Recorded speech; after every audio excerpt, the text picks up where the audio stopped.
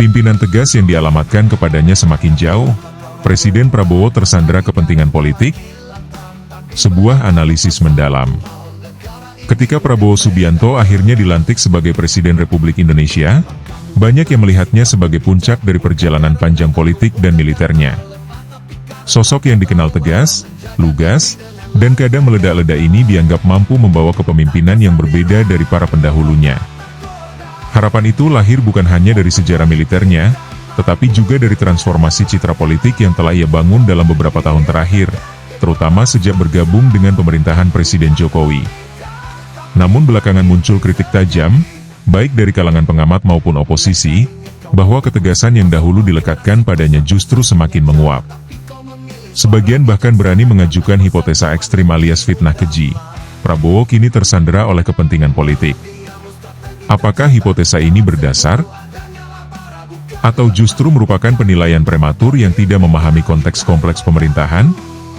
Untuk menjawabnya, kita perlu melakukan pembacaan kritis terhadap realitas politik, struktur kekuasaan, serta gaya kepemimpinan yang Prabowo tampilkan sejauh ini.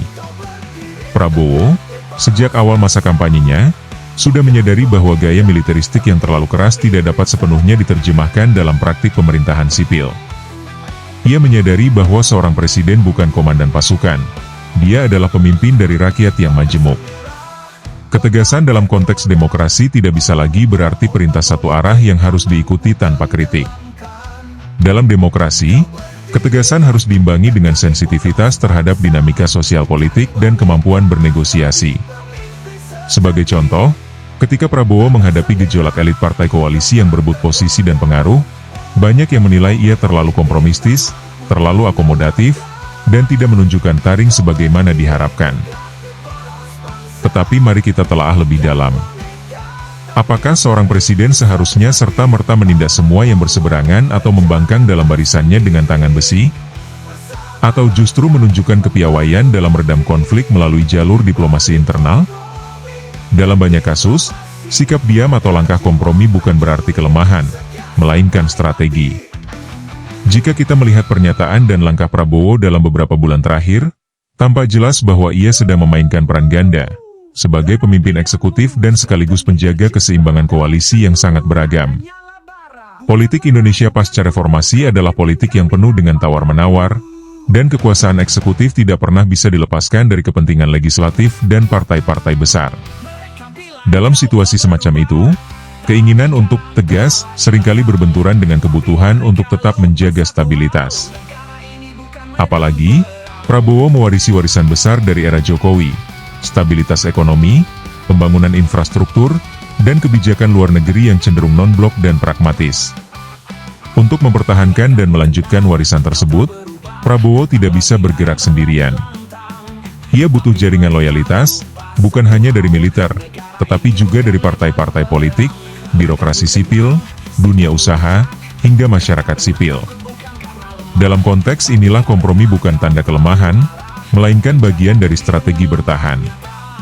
Isu bahwa Prabowo tersandera kepentingan politik sesungguhnya lahir dari persepsi publik yang terlanjur menempelkan bayangan idealisasi, bahwa Prabowo harus menjadi pemimpin yang keras, menertibkan semua, dan mengambil keputusan sepihak dengan cepat. Tetapi logika pemerintahan tidak sesederhana itu. Ketika ia memilih Gibran Rakabuming sebagai wakil presiden, misalnya, sebagian pihak menyebutnya sebagai bentuk tunduk pada dinasti politik. Namun kenyataannya, koalisi dengan Jokowi justru menjadi jembatan penting untuk membangun kesinambungan program dan kekuatan politik nasional yang solid menghadapi tantangan global. Dalam dunia nyata, kesetiaan terhadap negara kadang harus berwujud dalam bentuk aliansi yang tidak populis, namun strategis.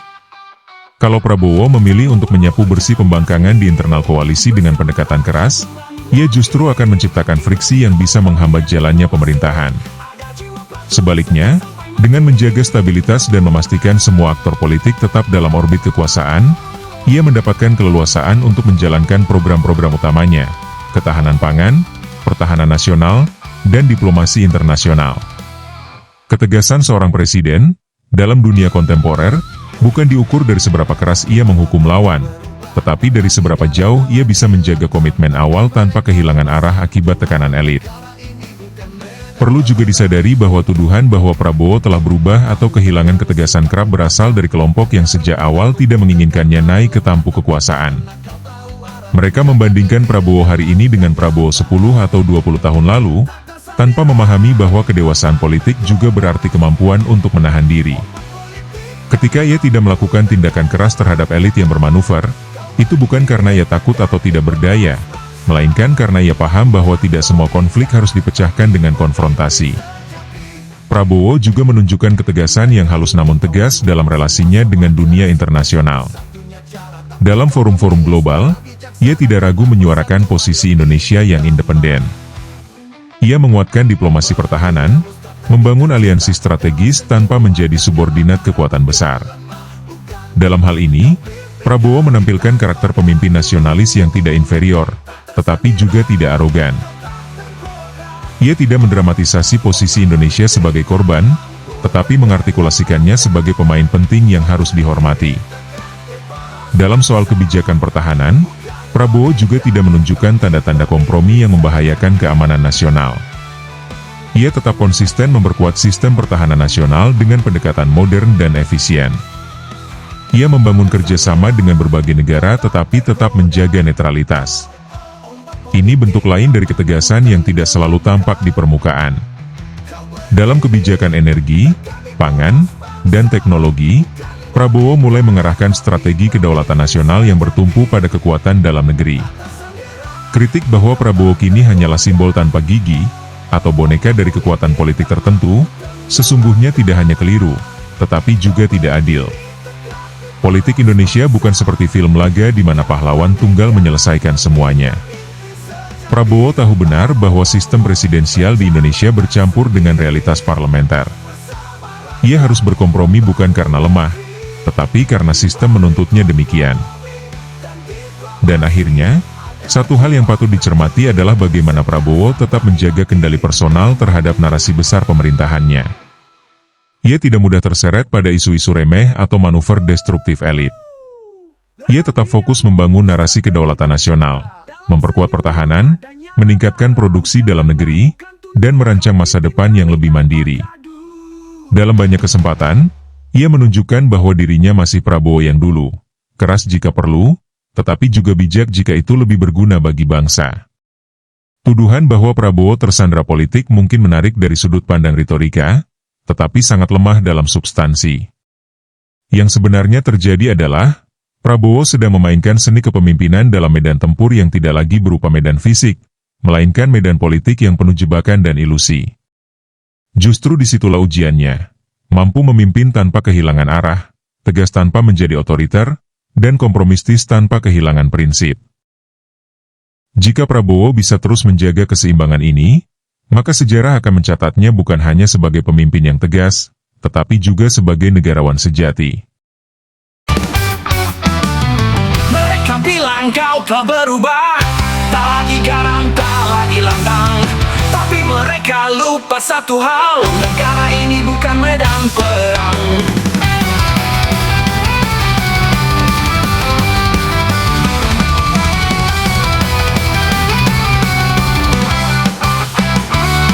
Langkahmu tenang, kau tak berubah, tak lagi garang, tak lagi lantang.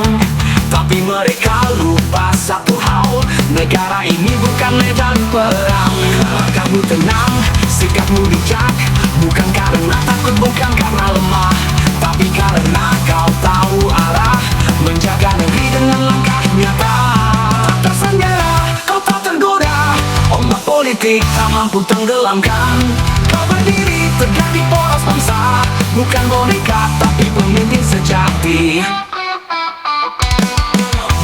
Ingin kau menghukum semua, seolah keras itu satu-satunya cara. Tapi kau memilih suara bijaksana, karena persatuan lebih utama. Dalam diammu, strategi tercipta. Dalam senyummu, adanya marah. Bukan lemah, bukan tunduk, kau pimpin kami tanpa gaduh. Tak tersandera, tak akan goyah, kau jalani sunyi jalan pemimpin.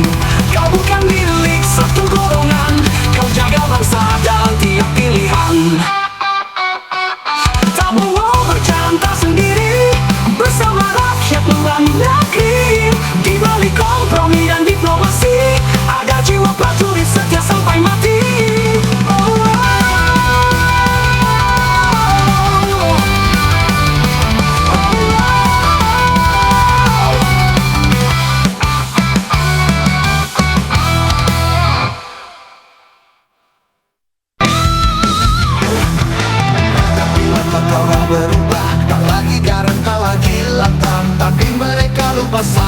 hal, negara ini bukan medan perang.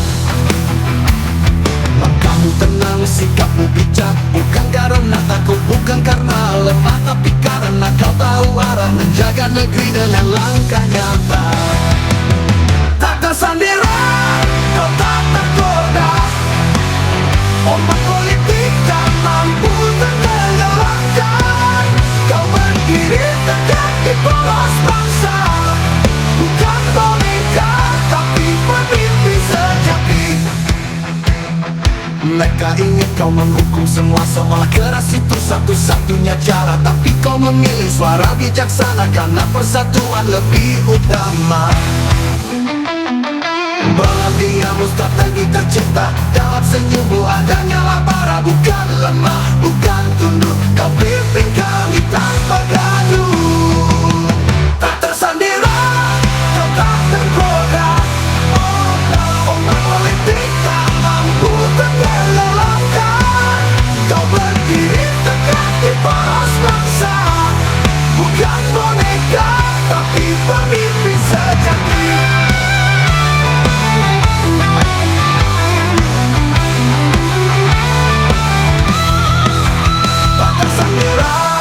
Kau tak tergoda, ombak politik tak mampu tenggelamkan. Kau berdiri tegak di poros bangsa, bukan boneka, tapi pemimpin sejati. Tak tersandera, kau tak tergoda, ombak politik tak mampu tenggelamkan.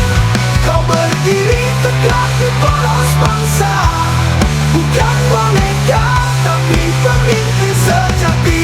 Prabowo berjalan tak sendiri, bersama rakyat membangun negeri. Di balik kompromi dan diplomasi, ada jiwa prajurit setia sampai mati.